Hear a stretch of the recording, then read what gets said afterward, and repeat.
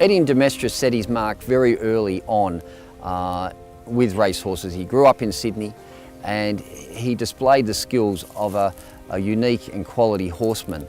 There is no doubt that de Mestre was one of the highest calibre trainers in Australian racing history. He was a famous man and he had a lot to do with racing. He was the Bart Cummings of his era, and he was that way for 99 years, or his record stood for 99 years.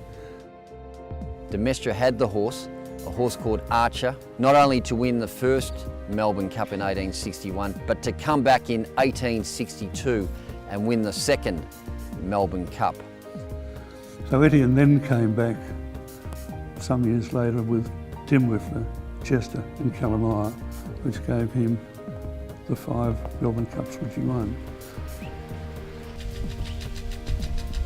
Well, Esmeralda is a very special link to the Melbourne Cup and its history going back to 1861, and certainly when Etienne de Mestre was travelling very well financially, he diversified his business interests and invested in cattle property up here outside of Croydon, and did so for a number of years.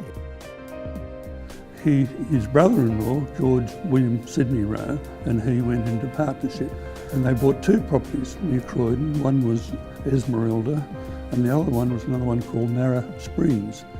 There's a paddock on Esmeralda called de Mestre. There was actually only 2 paddocks on Esmeralda, the rest of it was just open country.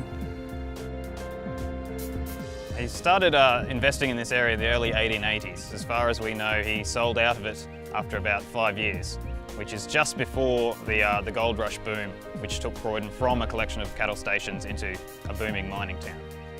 It's economically, essentially, this was the backbone of the economy at the time. He actually had a real impact on the area and Croydon Shire itself.